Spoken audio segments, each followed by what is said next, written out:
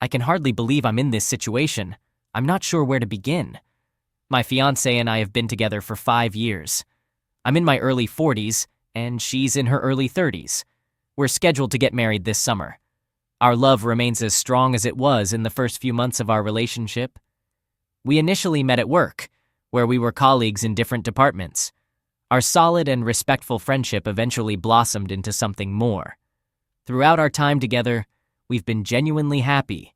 Our bed life is satisfying, we have no financial worries, and we share trust, respect, open communication, and common interests. We have a lot of fun together, and there's no mistrust or insecurity when we pursue our individual interests. One thing I must confess is that when we first met at work, she was engaged to someone else. While I never engaged in any unfaithful behavior, I'm not that kind of person. I have to admit there were moments when I felt she flirted with me inappropriately.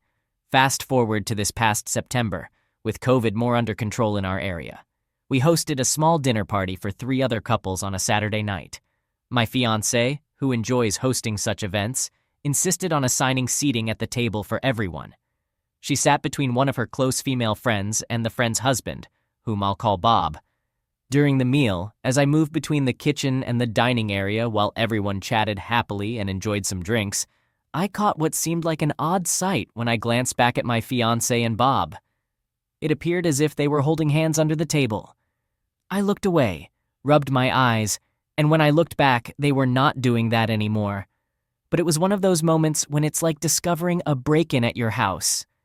You return home and your eyes register the chaos, but your brain takes a moment or even minutes to process it all. In fact, part of your brain tries to convince you that this isn't what it looks like, or you did this, but you forgot you left the place like this. It was a similar feeling. Consequently, I started to become more watchful of her and felt less secure in our relationship. Fast forward to November, and I began to notice something. Some nights when we were both exhausted, we liked to unwind in front of the TV, each with our laptops or phones. She's active on Facebook with many friends, so she spends a lot of time there during our relaxation sessions.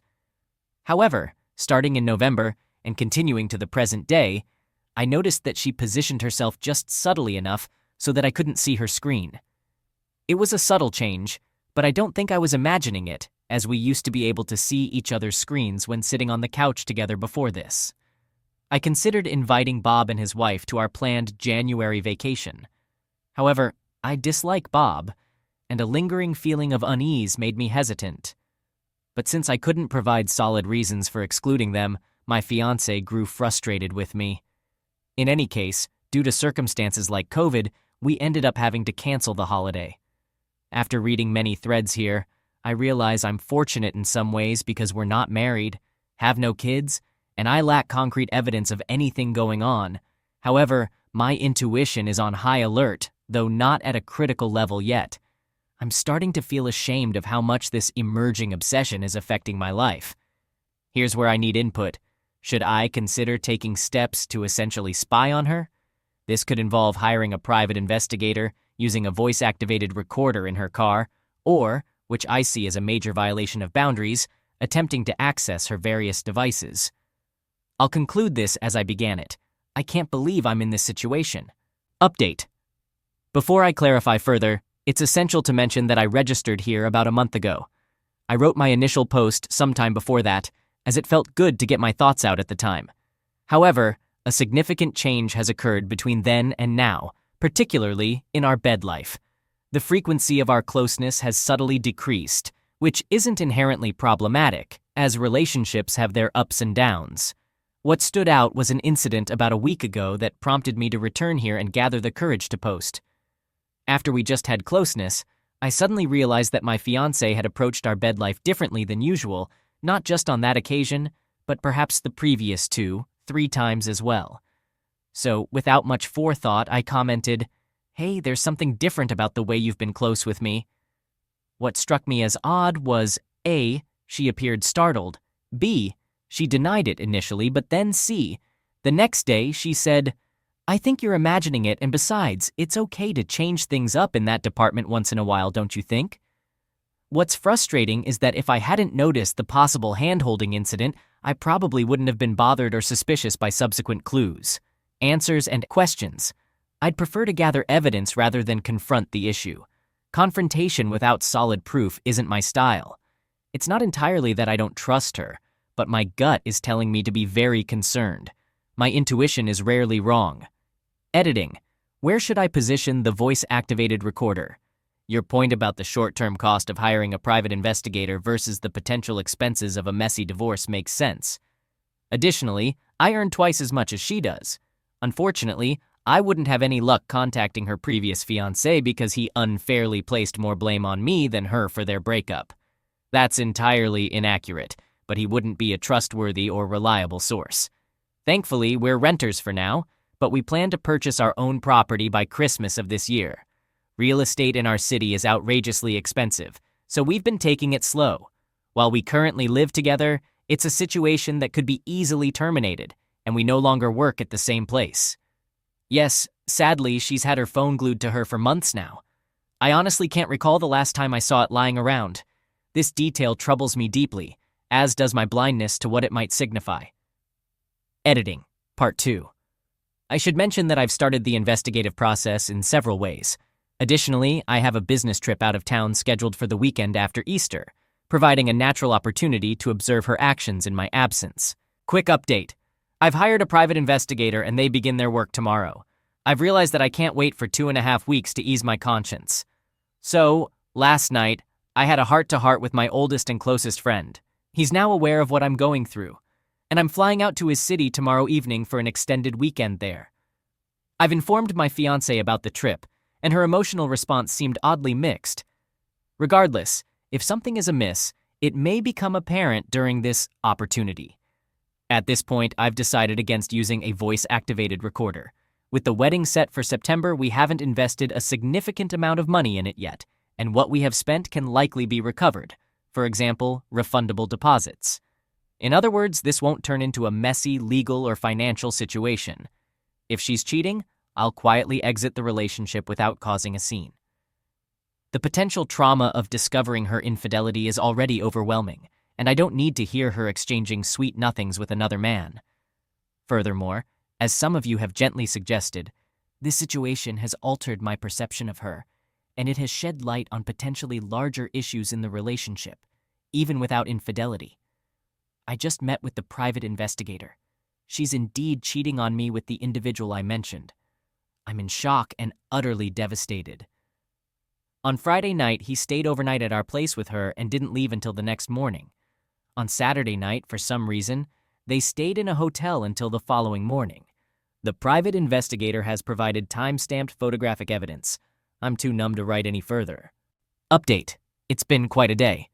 A good friend who knew about my situation provided tremendous support and was prepared when I shared the unfortunate news with him. I was on autopilot at work, but later in the afternoon, I managed to take some time off. In the afternoon, my friend went to Bob's wife's house.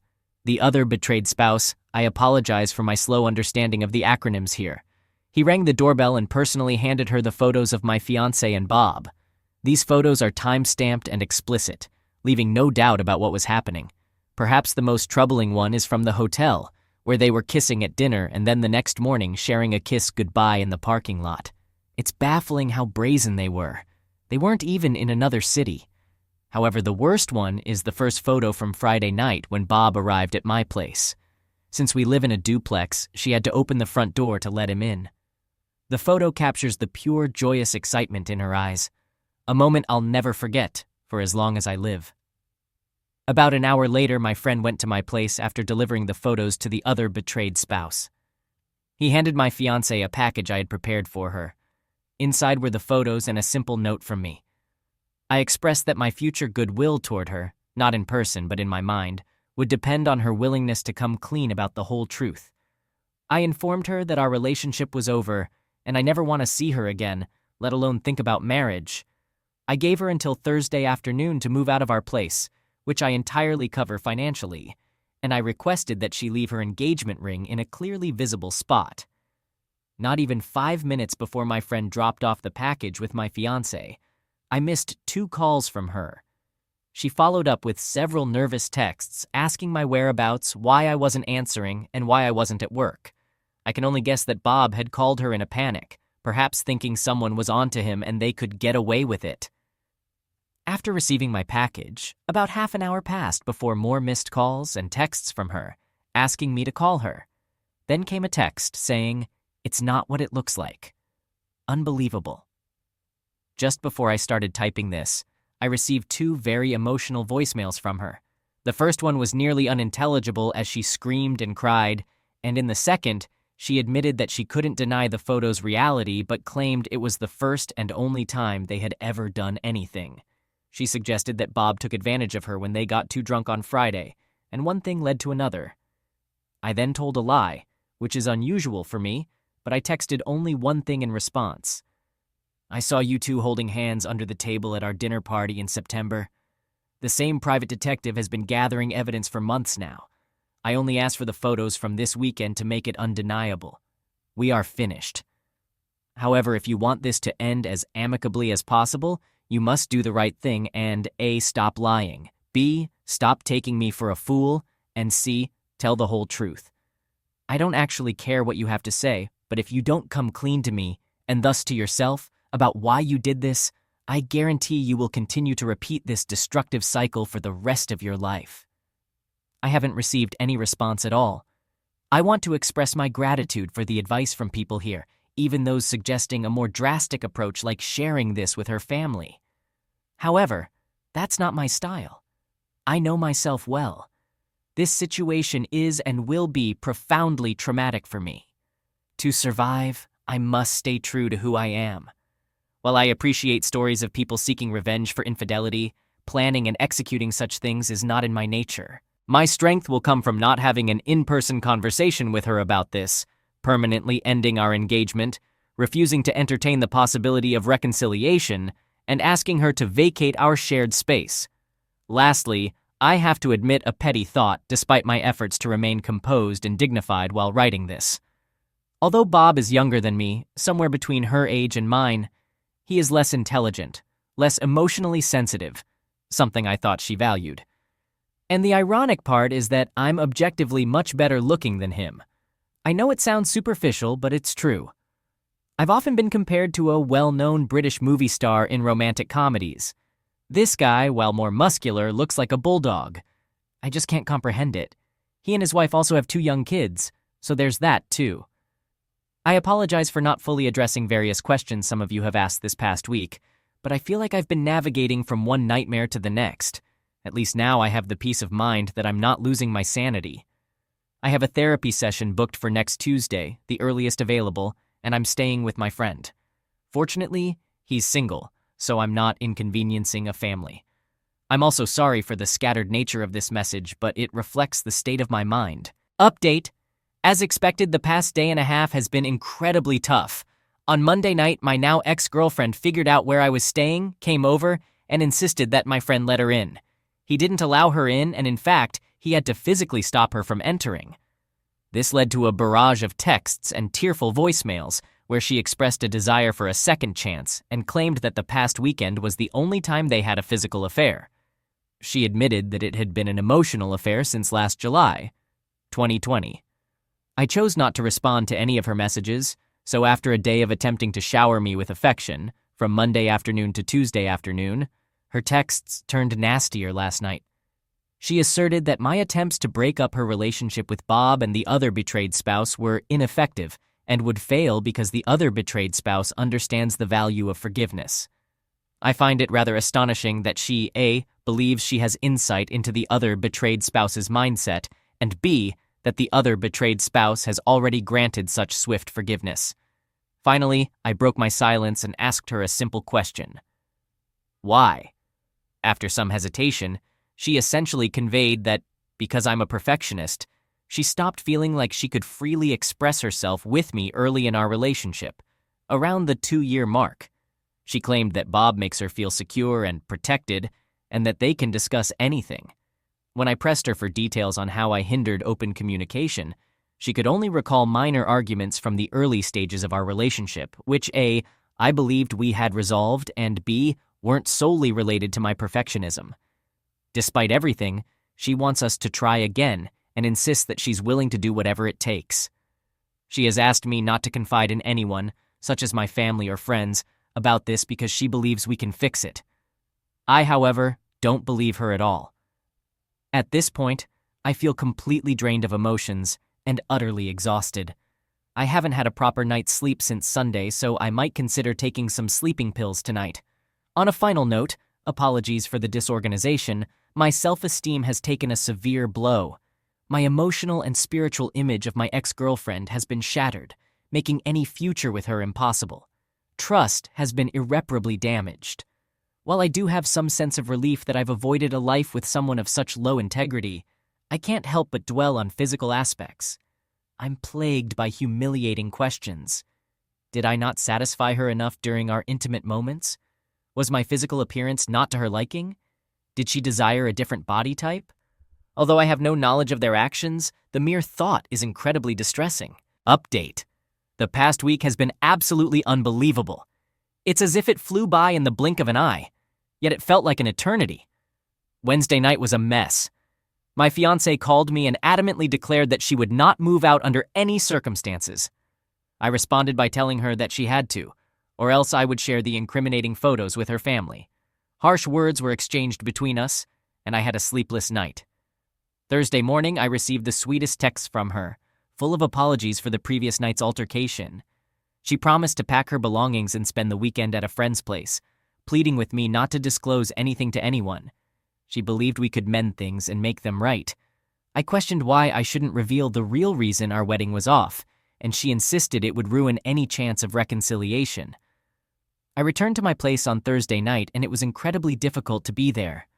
I mentioned before how it felt like a break-in, but with a twisted twist, where you know your house has been invaded, yet your eyes fail to provide concrete evidence. Most of her belongings were gone, but she had left behind the engagement ring. Something compelled me to reach out to my fiancé's ex-boyfriend, the one she cheated on with me. I found him easily on Facebook and sent him a message letting him know I had something important to discuss and asking him to call me. To my surprise, he called within 45 minutes. Our conversation was brief but impactful. I learned a crucial piece of information. Their engagement had ended because of her repeated infidelity. He had an event to attend that night, but invited me to have dinner with him the following evening. As I drove the 3+ hours to his town the next day, I finally had the chance to reflect on the incredible 100 hours or so in my life. The revelation that my wayward fiancé had cheated on the previous man filled me with a whirlwind of emotions: anger, relief, sadness, confusion, embarrassment, and many more. About an hour away from his place, I mustered the courage to pull over at a picturesque rest stop. I dialed the number of the other betrayed spouse, not expecting her to answer. To my surprise, she did. There were lengthy, tearful silences on her end. She revealed that her husband had cheated on her before their wedding, and when she was 6 months pregnant with their second child. They had worked through their issues, and as far as she knew, everything was better. Disturbingly, despite her husband's multiple infidelities, she framed my wayward fiancé as the aggressor and her husband as the victim of a predatory woman. What shocked me even more was her statement that many people knew about my fiancé's infidelity with her ex-fiancé, but had kept it from me to spare my feelings. Finally, when I inquired about her plans, she revealed that he was willing to do whatever it takes to mend things with my wayward fiancé, including counseling and full transparency. For these reasons and more, she decided to stay with him. The most important detail she casually mentioned at the end of our conversation was her eagerness to start over with him after Easter weekend, as he had an unexpected business trip over the weekend, leaving on Friday and returning yesterday, Monday. With the fog of deception from my wayward fiancé finally clearing, my senses were on high alert, and I immediately contacted my excellent private detective to inform him of this development. After the initial exposure of the affair, he had advised me to retain his services a little longer because it's common for exposed individuals like Bob to continue their affairs but become more cautious about concealing them. Consequently, I authorized further investigative work on his part. I met with my wayward fiancé's ex, and we went to a steakhouse. The first 30 minutes were incredibly challenging, with two men who had both been betrayed by the same woman, each grappling with a whirlwind of emotions. However, the conversation gradually improved. He shared details about my wayward fiancé's numerous infidelities that he knew of, during their relationship, and his deep regret for repeatedly taking her back. Strangely, what convinced him to reconcile with her was her comparing him favorably to her other partners, saying, "How could I be so foolish to be with an inferior man when I have you?" I could sense the mix of emotions within him upon learning about my situation. Part of him felt anger and sorrow on my behalf, but another part, on a more primal level, seemed relieved that his worst suspicions about her had been confirmed. I understood this complex response and didn't interpret it as deriving pleasure from my suffering, but rather as finding closure that it wasn't about him or his shortcomings in their relationship. Understanding this, partially thanks to this incredible community, was also liberating for me. As much as Friday turned out well, Saturday was dreadful. I woke up to a venomous message on my private Facebook group dedicated to the now-canceled wedding, consisting of the groomsmen, bridesmaids, and our two main families. To simplify, my wayward fiancée posted a message stating that, unfortunately, the wedding was off. She added that despite our efforts to address the emotional strain in the last few years of our relationship, I couldn't overcome my negative patterns, insinuating that I might try to spin the situation differently. I was utterly shocked, although in hindsight, I can't say it was entirely unexpected. Many people here had cautioned me about this possibility. I won't delve into my emotions or actions on that day. I did nothing I would later regret. In fact, I maintained complete silence, not communicating with her or the group. Of course, my own family is aware of the situation. However, I can't help but wonder why she had a change of heart after her Thursday morning texts, expressing a desire to reconcile with me. Was the allure of being with her Bob so irresistibly intoxicating? Her actions truly puzzle me. You would think she'd want to keep me around while enjoying the secret excitement of her affair. She must genuinely despise me if she could write a note like that, fully aware that I'll likely never speak to her again. It's both disgusting and astonishing. To make matters better, if that's even the right word, I later found out that my wayward fiancé and the posam had checked into a luxurious spa about 90 minutes outside of town that Friday night. More photos, more evidence. They dined at a lovely restaurant in the spa resort, making it rather easy to capture numerous pictures of a couple deeply in love, seated beside each other at this romantic getaway. I'm running out of energy for this update, so I'll try to wrap it up as succinctly as possible. By yesterday afternoon, armed with photographic proof from 2 affair-filled weekends, I selected the 6 most compelling photos and shared them with our Facebook wedding group. I apologized for the delay in responding to my wayward fiancé's deceitful Saturday message, explaining that I had been visiting her ex-fiancé and was disappointed, though not surprised, to discover that she had engaged in similar behavior before. I asked the group to genuinely reflect on whether any part of me had ever appeared even remotely offensive emotionally.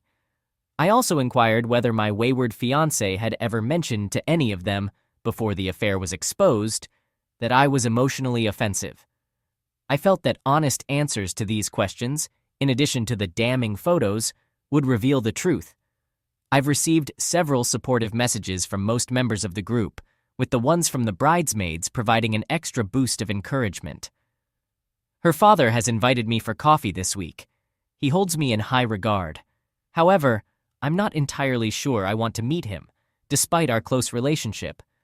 Lastly, as liberating as it has been to break free from this tumultuous relationship that lasted 5 years, most of me is shattered beyond belief. I not only question my supposed ability to observe and understand someone I lived with for 5 years, but I'm also deeply concerned about the profound damage this experience will inevitably inflict on all my future relationships. Yes, I am free, but I will never fully trust again. Update.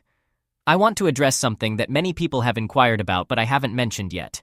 She is an exceptionally beautiful woman, often compared to Blake Lively in terms of her looks. I hope it's okay to use celebrity names here. If not, I apologize and will edit it. I want to clarify that I'm not mentioning this because I want her back. I'm simply highlighting that throughout her life, she has always turned heads wherever she goes. Her ex mentioned on Friday night that part of the reason he kept taking her back was because he felt he would do anything to keep such a stunning woman in his life. Since discovering her infidelity, my attitude has certainly changed. However, it's possible that my biggest struggle right now, my complete and utter blindness to what was happening, stemmed from believing that the woman inside mirrored the beauty on the surface. I didn't hire a private investigator to gather more proof because the initial photos told me everything I needed to know.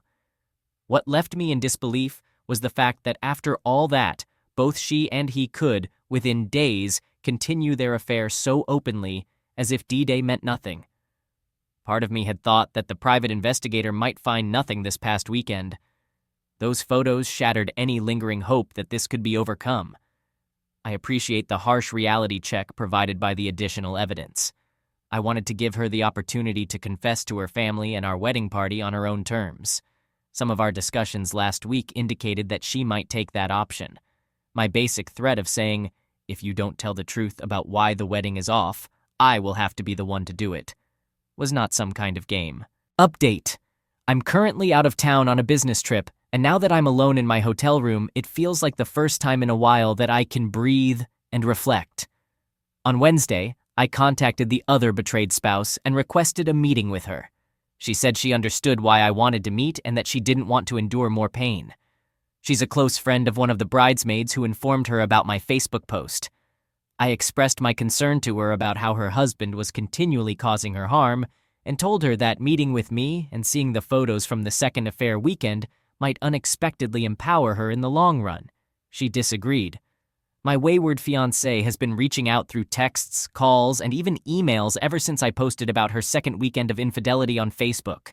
It's been 10 days, and during this time, I haven't directly responded to her at all. Her tone in the messages has shifted from anger and spite on the day of the Facebook post to sadness and despair in the middle of the week. Recently, she's been begging, pleading, negotiating, and making promises in her attempts to reach out. I discovered a handwritten letter from her in my mailbox, explaining why she believes she deserves another chance, and outlining a plan to make amends for everything. I believe it was the right decision to reveal the true reasons for canceling our wedding to our friends and family. Not only did it immediately refute her false claims of me being an offensive person, but it was also the least severe consequence of her not choosing the path of honesty to explain why our relationship ended. I've talked to the groomsmen and 2 of the bridesmaids, and it's evident that they swiftly supported me and turned against her for her infidelity and her audacity in suggesting that I was offensive. Part of me is superficially concerned that her sudden change of heart and desire to reconcile may be influenced by the community's response to her actions. I worry that if there had been less condemnation from our group, and if a few had believed her lies, she might not be so quick to beg for my forgiveness. However, I can't dwell on that. I know it might disappoint some of you, but I agreed to meet with her father on Thursday. We met for afternoon drinks at his golf club, and our conversation was long, difficult, and intricate. Her father holds a prominent position in our city and is a highly influential individual. I need to be cautious with what I share beyond that. He confided in me that he had 2 significant affairs when my wayward fiancée was younger, something she never disclosed to me. He feels responsible for her infidelity towards me, explaining that she has always looked up to him. He admitted that he didn't do a good job of explaining to his daughter, when both affairs were exposed, why his actions were so wrong and how they might have harmed her mother, the children, and the extended family. He told me that my wayward fiancée has never loved another man as deeply as she has loved me, and this is the first time someone has held her accountable for her poor behavior. He suggested that I possess significant power in this situation and have an opportunity akin to a god to grant his daughter forgiveness and redemption. He believed that my ability to forgive her and rebuild our relationship would not only demonstrate greatness, but also ensure her unwavering loyalty to me for life. I must admit that there was a certain allure in the ideas surrounding those words. However, he made a mistake when he mentioned that due to his influence and reputation, he could open doors for me through certain means. I could see how his name could indeed enable such actions. Yet when he proposed this to me, I lost my composure. In a split second, I realized that there was little difference between his belief that his name and power could absolve any wrongdoing, and my wayward fiancée's belief that her physical beauty could excuse her numerous infidelities. Thanks to the insights I've gained from this thread, I found the words to respond. I don't think you understand. It will take years for your daughter to re-enter my life in any capacity. I explained, for me to consider being with her again, I would need to see genuine understanding, empathy, self-awareness, and sincere remorse. I also noted her journey towards that will be long, as she has engaged in this behavior for years and her damage runs deep. To his credit, he respected my stance and asked for more time. On Friday morning, a few hours before I was scheduled to go to the airport, the other betrayed spouse called and with a trembling voice requested to meet for coffee. I agreed to meet. Out of respect and dignity, I won't divulge the details of the painful 40 minutes we spent together. However, witnessing the second set of photos was a harrowing experience for her, and it was difficult for her to process. By the end of our conversation, though, she seemed to be making some progress in coming to terms with the reality of her husband's actions, with one of her own friends no less. I believe she has started her own slow and challenging journey towards healing. I briefly considered directing her to this thread, but I ultimately decided to keep this private, not wanting to complicate an already complex and sensitive situation further. Finally, yesterday, just before dinner, I received a lengthy email from my wayward fiance's mother. She showed empathy for how I might be feeling, but went on to share that her daughter had confessed all the details of her affair to her. She mentioned that her daughter was utterly broken, and she requested that I, to some extent, take time to consider giving her another chance. It felt as though my pain and emotions in all of this were relegated to a mere afterthought. Update: I got back home yesterday evening, and true to her word, my wayward fiancé had left a handwritten letter in my mailbox. Initially, I resisted the temptation to open it and even went to bed undecided about whether I should read it at all. However, sleep eluded me, and I eventually gave in, opening the letter. My intention was to sleep on it, gather my thoughts, and then share a summary of the letter here. So here I am today. She began with a straightforward apology, expressing her deep regret for the pain she has caused me. Next, she mentioned that she and her Bob have decided to end their relationship for good. She then delved into explicit and almost clinical detail about how I had been her best lover, offering comparisons to Bob and her previous partners. While I no longer care about this aspect, I'll give her credit for the level of detail she provided, which was both unusual and somewhat touching. She proceeded to lay out a timeline of how things unfolded. A few weeks before the September dinner party, where I suspected they were holding hands under the table, Bob called her to discuss his marital issues with his wife, who happened to be my wayward fiancé's friend. Apparently, he sought her insights. They met for coffee one workday morning, roughly 8 days before the dinner party, which led to a week of texting between them. On the morning of our dinner party, while pretending to be on an extended shopping trip, they met in a park. There, he confessed his deep infatuation for her. She admitted to feeling ashamed for falling for his words, but his primary argument was that if she felt even a fraction of what he did for her, she should scratch that itch before committing to marriage. She claimed she firmly declined his proposition, but during the dinner party that same evening, he played footsies with her under the table. She regarded it as unlucky that I happened to glance back just as he made physical contact with her. She mentioned he initiated this as well. Their first kiss happened in late October, incredibly while she was visiting an affair partner and the other betrayed spouse's home for drinks and dinner during a weekend when I was away. Another betrayed spouse had gone to put their children to bed after dinner, and during this time, he passionately kissed my wayward fiancé while his wife was out of the room. She acknowledged it was wrong, but found it thrilling. Throughout November, he apparently pressured her heavily to get me to agree to have him and the other betrayed spouse join us on our January vacation. A significant portion of their text messages in November and December revolved around various scenarios he devised for them to engage in an illicit affair right under our noses. She provided vague details about when their affair began, mentioning it started in early February. They insisted on meeting in my house as often as they could manage. She claimed that his ultimate thrill was to humiliate me. Surprisingly, her main argument was as follows. She acknowledged that infidelity might run in her family or be in her DNA, but she claimed she was completely willing to leave all of that behind because I am the perfect man. Her twisted logic was that by having this affair, she could cleanse herself of her demons and prepare for a committed life with me. She also mentioned that one of the main attractions of the affair was her strange aversion to this man, the very one who made her feel safe and secure.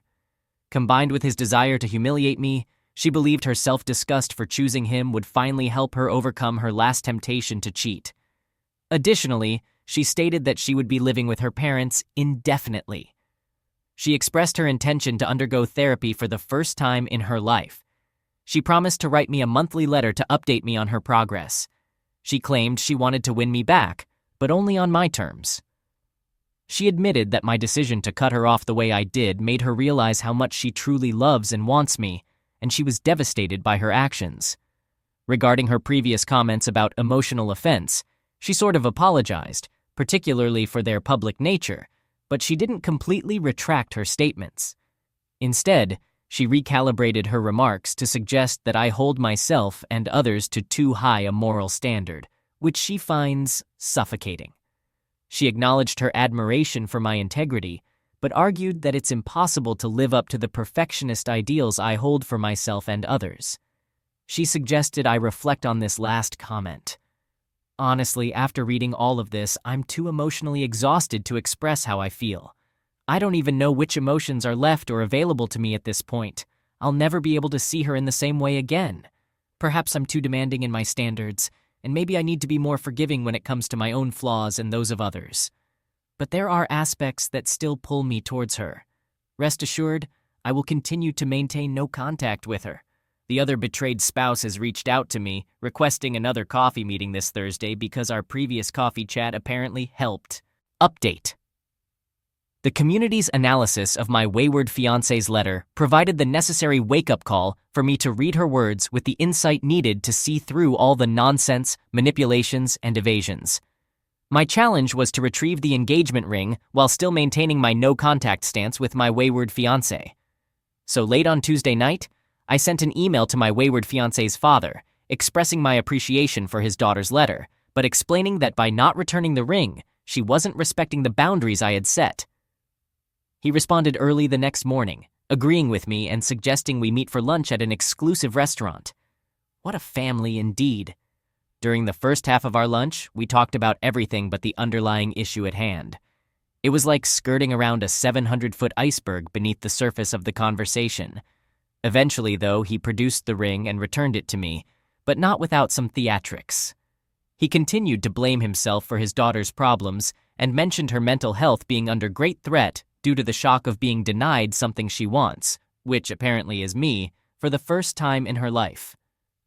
However, things took a sour turn between us when, near the end of the meal, I leaned back in my chair, observed him carefully for about 10-15 seconds, making him quite uncomfortable, and then said, let me tell you something. By the time I was 13, and it's possible I was even younger, my mother instilled in me a powerful mantra: take responsibility for your actions. When I was younger, I was skilled at finding ways to shift blame for my wrongdoings onto others or other excuses.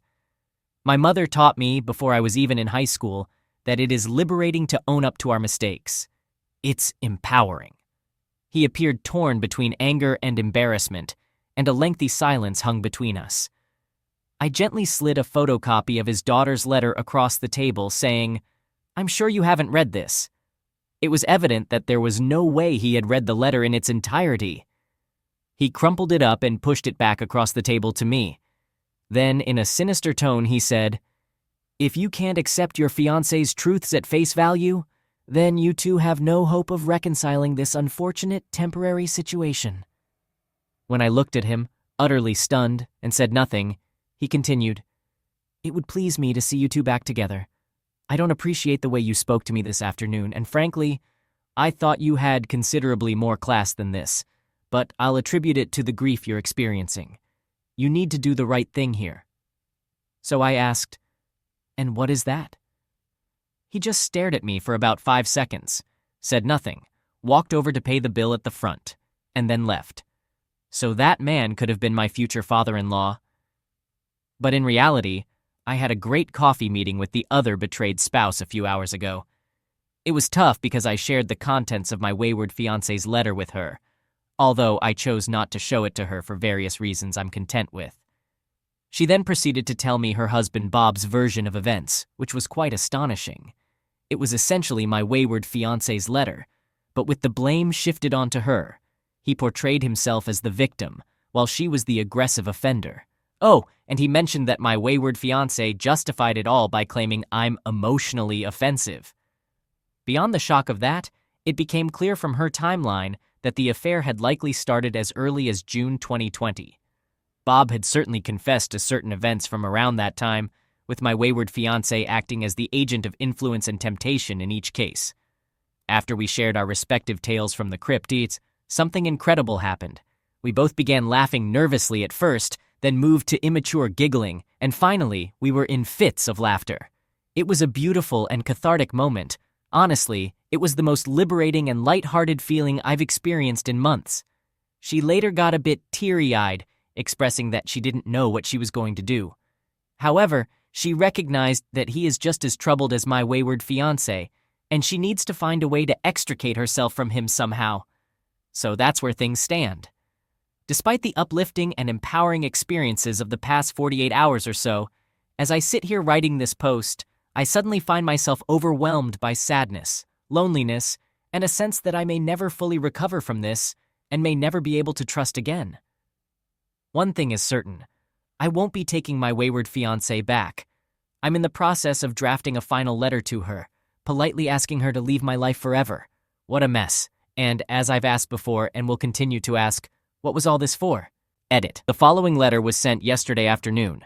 I know some of you may disapprove, especially those who have questioned why send a letter at all, but I felt it was important to share what I wrote with this community, despite the expected negative reactions. It feels good to have written and sent it. Obviously, her name is not Blake, but... Blake, this letter is in 3 parts. This is the last time I'll be communicating with you. I request that you refrain from contacting me in any way from now on. I also kindly ask that neither your family nor any friends reach out to me on your behalf in the future. If you or your family disregard this boundary, I may have to resort to legal action to protect myself. Our relationship has been irreparably damaged due to your choices and actions. Regarding your letter, I'm pleased to hear that you're seeking therapy. I hope it proves beneficial and that during that process, you can achieve a level of self-honesty you've never had before. The environment around you has supported and continues to support your behavior. So even if you manage to address the significant voids within yourself, you'll need to break free from your family's influence. I appreciate you returning the ring. I'd like to reminisce about a moment, possibly the last time when we were genuinely happy together. During the peak of the COVID pandemic, we escaped to your parents' cabin by the ocean for a memorable long weekend. One Friday afternoon, we were exploring some high rocks, and you ventured dangerously close to the edge, risking falling into the sea. I pulled you back and cautioned you about the danger. Later that evening, by the fire, when we discussed that moment, you said, "Risk is good. It makes us feel incredibly alive. And besides, I know you will always be there to pull me back." Now I understand that everything about you and your intentions to ruin our relationship were encapsulated in that one moment. While I'm slightly disappointed in myself for not realizing it sooner, I'm now thankful that I see you for who you truly are. I only hope you can gather the courage to change, but I won't be a part of that process. Update. This morning, I had breakfast with the maid of honor for the wedding that will never happen. She was with my former fiancé on Saturday when she received my final email. Apparently, my ex-fiancé was extremely devastated and spent the entire night inconsolable in her room. It's hard not to find this amusing, as it sounds like the reaction of a 13-year-old who can't have a sleepover with their best friend on a Saturday night. More worryingly, the maid of honor also informed me that when her father read the note, he became furious and simply said, "He will pay." Frankly, I'm very concerned about the possibility that he might seek revenge against me. I acknowledge that many of you here have warned about this as well. So, what can I do to protect myself from this potential threat? Additionally, as a quick note, while the maid of honor is a true friend to my former fiancé, she's also been supportive of me throughout this ordeal. Towards the end of our breakfast this morning, I expressed my gratitude for keeping me updated and asked her why she wanted to help. She shared something I wasn't aware of. She broke up with her long-term partner about a year ago because he repeatedly cheated on her. What's particularly interesting is that the maid of honor believes that my ex-fiancé was initially drawn to her as a friend for the same reason she was attracted to me as a boyfriend. We both embody stability, reliability, and integrity, qualities that my ex-fiancé seems to lack herself. The maid of honor wasn't surprised that my ex-fiancé cheated on me, as she believes she has a history of doing so, although she thought I might be an exception. She continues to be a friend to my ex-fiancé but also empathizes with me and believes I've done the right thing. Now, onto some concerns about another betrayed spouse. Until Thursday, we had been exchanging light texts every day, offering support and encouragement. However, I haven't heard from her since we met, which is understandable considering we're both dealing with our grief. In addition to not hearing from her, the maid of honor mentioned that the other betrayed spouse has been sending numerous angry and hurtful messages to my ex-fiancé via text, phone calls, and emails over the past few days. This raises a concern and a question for everyone here. Concern. I worry that the other betrayed spouse's anger towards my ex-fiancé might be influenced by Bob's negative influence, and she might be inclined to place blame solely on Bob rather than the wayward spouse. I'm concerned about her well-being. This leads to the question, what should my boundaries be in this situation? I feel that as you all have supported me gently, I should do the same for the other betrayed spouse. However, I believe that I can guide, but not insist. Just as you can lead a horse to water, I wonder how persistent I should be in offering support. Many of you have suggested being there for her, and I have tried to do that, but I can also understand why I might remind her of the pain she's experiencing, and talking to me might bring back memories of the similar harm done to her. I appreciate your help in advance on these matters. As for myself, I'm experiencing emotional ups and downs. I have no desire to have my ex-fiancé back in any form. This is who I am now. However, I'm currently struggling with the idea of closeness in future relationships. I'm afraid quite strongly that A, I'll bring a lack of confidence to the process, which has never been an issue before. Closeness has always been a positive, powerful, life-affirming experience for me, and B, I'm concerned that intrusive thoughts will intrude when I'm trying to enjoy the company of someone completely different from my ex-fiancé.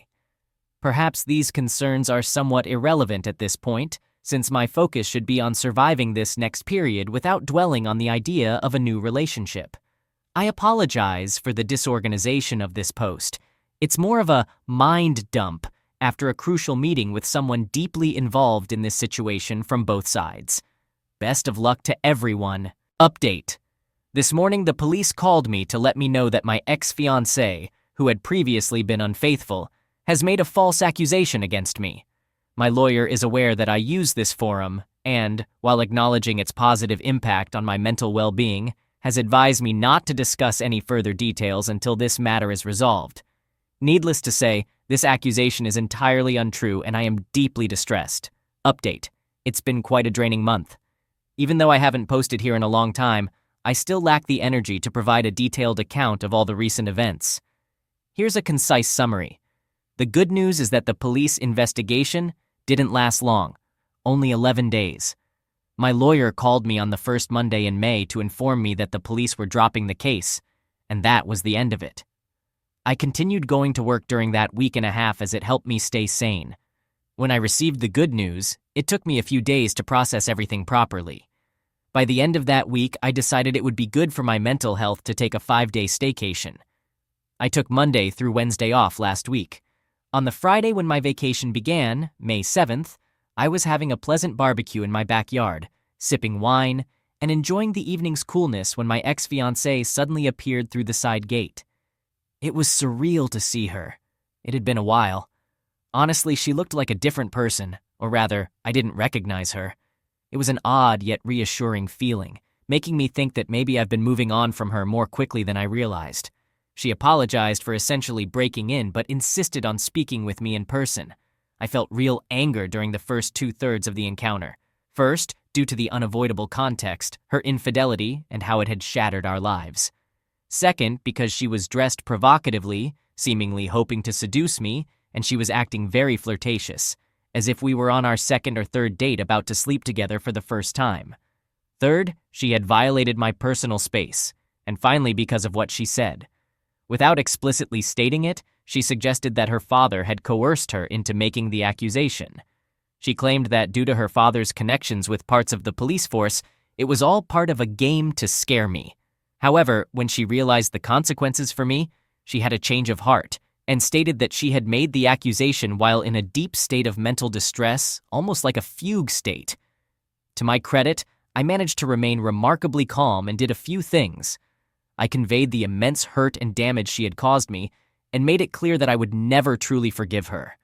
I informed her that I want absolutely no connection with her or her family from now on. I told her that the best thing she could do for me was to never communicate with me again. I mentioned my conversation with her ex-partner, which made her very angry. However, to her credit, she managed to control her anger and used it as an opportunity to acknowledge that she's deeply troubled. She recognized the need for genuine therapy to understand why she had been cheating for so long and to break free from her family's unhealthy influence over her. To her credit, she listened attentively and offered an apology. She admitted that she now understood our relationship was over, and she promised to leave me alone. She did add that A, she had only been unfaithful once, and B, her ex-partner wasn't as great as me in any way, etc., and that she felt somewhat coerced by him. I simply shook my head sadly and watched her walk away. I had a truly relaxing weekend, and in the end, my encounter with her had been liberating in many ways. However, the following Monday, my ex-fiancée sent me an email with a revealing photo of her sunbathing. I chose not to respond. The next day, she sent an even more revealing photo with a note saying, "I know you can't dislike these that much if you aren't telling me to stop." Then, on the same day, she sent me a fairly explicit video of herself. At that point, I did respond, expressing anger and informing her that I would pursue legal action to remove her and her family from my life because of their relentless pursuit. Later that evening, she wrote back, apologized, and said she recognized her need for help and wouldn't contact me again. I haven't heard from her since, though it's only been 5 days. Now, the most complex part of my update is the following. The other betrayed spouse reached out to me on Friday night, apologizing for her silence, and we had a pleasant exchange both then and throughout Saturday. It was so pleasant that she essentially invited herself over for drinks yesterday afternoon. On the surface, she's trying to break free from her manipulative and toxic husband. But deep down, it's evident to me that she's still in love with him and might want to hurt him as much as she can, whether to win him back or for some other reason. To get to the point, we shared a passionate kiss. I wonder if it's strange that my ex-fiancé's photos and video aroused me. My desire had all but disappeared during this ordeal. So, the strange combination of feeling like my ex is truly out of my life, coupled with the appreciation of those photos, awakened some dormant desire in me. I could have slept with the other betrayed spouse, but we both realized at the same time how easily it could lead to closeness. So we stopped. However, she has been texting me frequently since then and is trying to arrange another meeting. I know this is not a good situation. The temptations are apparent. 1, I haven't closeness in a long time and am not ready to start dating, so this might seem convenient.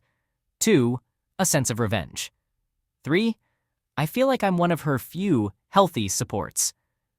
I'm also aware enough to understand that probably less than 5% of her behavior is driven by genuine attraction or desire for me, and it's mostly about her unhealthy feelings towards her unfaithful husband.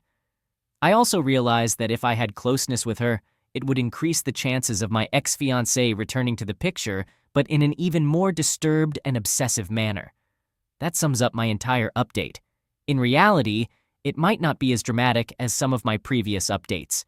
Overall, I believe I'm moving forward, in a better place, resisting the temptation of my ex-fiancé and feeling less hurt and broken than when I first learned about the betrayal.